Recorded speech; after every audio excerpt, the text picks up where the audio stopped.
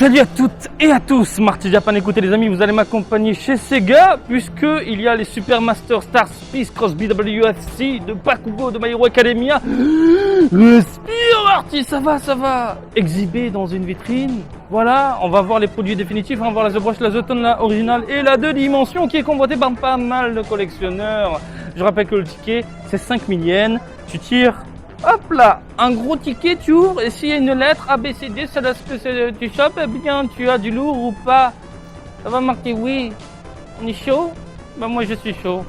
Tu es chaud, je suis chaud, et on y va. Messieurs, dames, vous avez les 4 modèles sous les yeux, à savoir la The Brush, la originale, la petite The Tone et la 2 dimensions. On va commencer en douceur en parlant de la modélisation, alors une modélisation qui est vraiment très bien faite. Il y a pas mal de petits défauts à droite à gauche, mais globalement ça on jette, hein. Sincèrement c'est plus que sympathique. Donc le Bakugo dans les parages est assez vénère. Je vous laisse admirer le visage qui est plutôt bien travaillé dans l'ensemble, avec des cheveux qui partent légèrement dans tous les sens. La mâchoire n'est pas folle de ce que je peux en voir. Par exemple ici, regardez, au niveau des dents, tu as l'impression que nous avons un seul et même bloc, comme si c'était un moule unique qui a été conçu. Et moi j'ai l'impression de voir, j'ai l'impression que les dents sont collées directement aux lèvres et à la mâchoire. Mâchoire qui est légèrement déformée sur le côté, à moins que ce soit un défaut de peinture.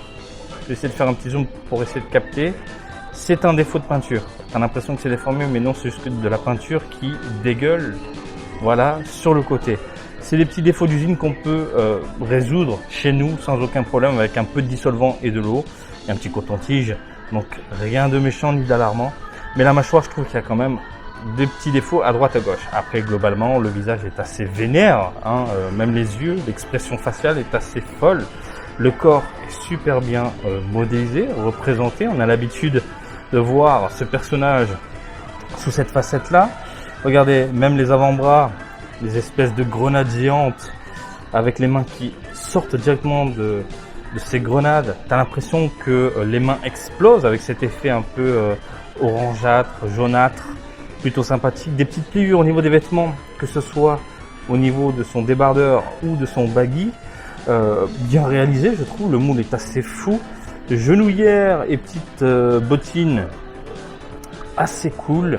Bref, une modélisation globalement plaisante. Si je devais mettre une note, eh bien, à la modélisation, je pense que je mettrais un petit 17. Hein. On a quelques pointes en mode banane, mais et aussi des petits défauts à droite à gauche, mais ça va, c'est pas non plus catastrophique. On a quelques jointures ici au niveau des bras, mais voilà, hein, sur une note sur 20, j'enlève 3 points.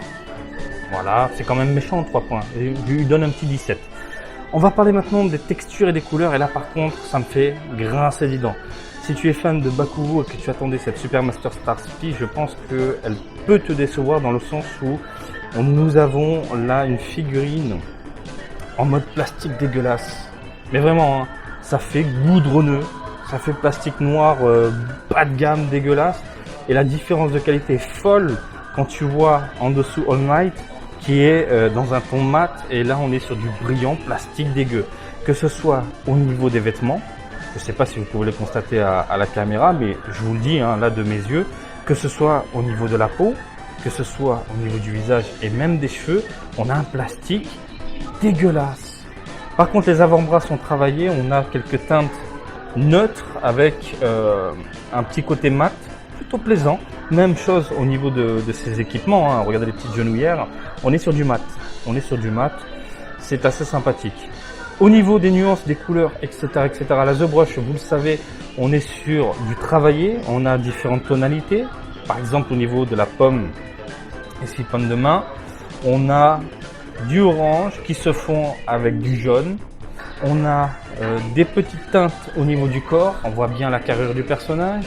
On a deux petites teintes au niveau des cheveux, et puis c'est tout. C'est ça qui me rend fou. Au niveau des avant-bras, que dalle, gris, verdâtre, basta, kaki au niveau de la ceinture.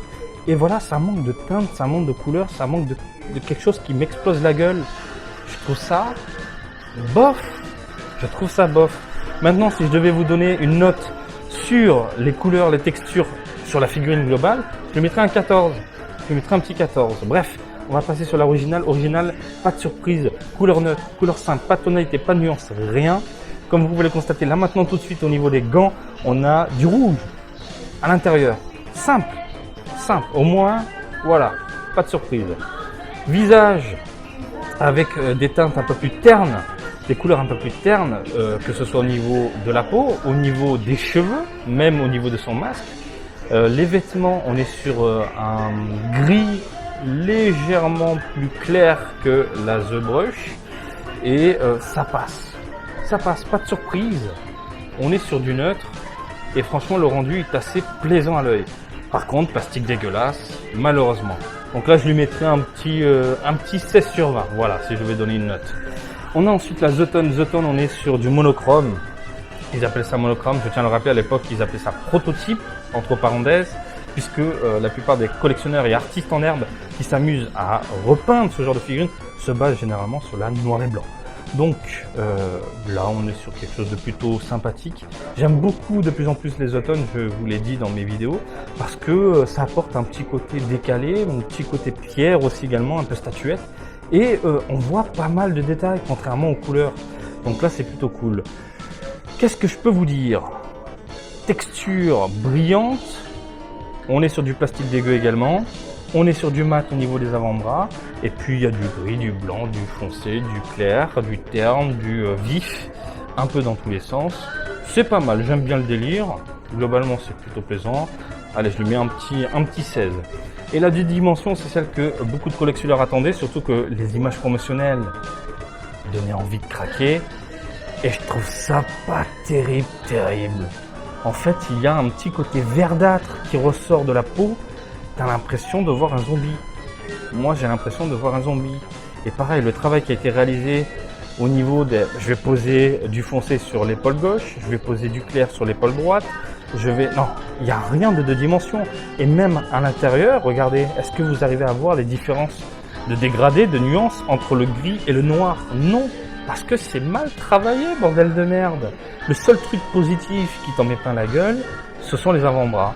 On a du mat, on a du travaillé, on a un petit côté animé. Limite, je te fais une photo comme ça, t'as l'impression de voir un petit dessin. Mais par contre, là, le reste, c'est de la merde. Ah, c'est pas beau. C'est vraiment pas beau. Grosse déception. Et encore une fois, ce côté zombie qui en ressort, je trouve ça dégueu. Je lui mettrais un petit... Ah putain. Allez, un petit 11-12 sur 20. Ouais, pas plus. Les pupilles, par contre, les pupilles au niveau des yeux sont plutôt bien réalisées. Mais c'est tout. Hein, je vous laisse admirer les yeux. Il y a un petit côté vénère qui en ressort. Il y a de la peinture qui dégueule un peu à droite à gauche, ça c'est dommage. Même au niveau des lèvres, regardez. Au secours. Hop là, la petite mâchoire carrément déformée. Mais c'est moche. Est-ce que vous ressentez le petit côté 2D, le petit côté animé, le petit côté dessin, juste avec le visage? Non. Alors que je vous montre All Might. Messieurs, dames, ça... On est d'accord. Il n'y a pas à tenter du cul. On est d'accord. Là, ça claque. Voilà, on voit la différence. Bah écoutez les amis, je vous ai donné mes impressions rapides sur ces 4 modèles. Si je devais en choisir une, je pense que je craquerais personnellement sur la animée. En ce moment, les animés sont plutôt bien réalisés parce que en termes de rendu, il n'y a pas de surprise. Globalement, ça passe. Rien à dire. La The Brush est une belle déception, mais la 2 dimensions, c'est au-delà de la déception. Là, c'est au secours. Voilà les gens. Globalement, ce n'est pas la joie. Globalement, ce n'est pas la joie. Certes, la modélisation est plutôt sympathique, mais quand tu as un plastique bas de gamme, dégueulasse, cet aspect goudronneux qui ressort constamment, que ce soit pas toutes, The Brush, The Tone, original et 2 dimensions, on est sur de la merde. Clairement, voilà. Il n'y a rien qui chauffe. Et si tu t'attendais à avoir une figurine complètement dingue au niveau de la 2D, bah désolé, moi je te dis que de mon côté, hein, c'est pas la joie. Voilà les amis, je crois qu'on a fait le tour. Comme d'habitude, j'espère que cette petite vidéo du jour vous a plu. Comme d'habitude, je vous invite à me suivre sur Twitter, Facebook et Twitch, Marty Japan. Et je vous dis à très bientôt. Allez, salut, bisous, ciao, ciao!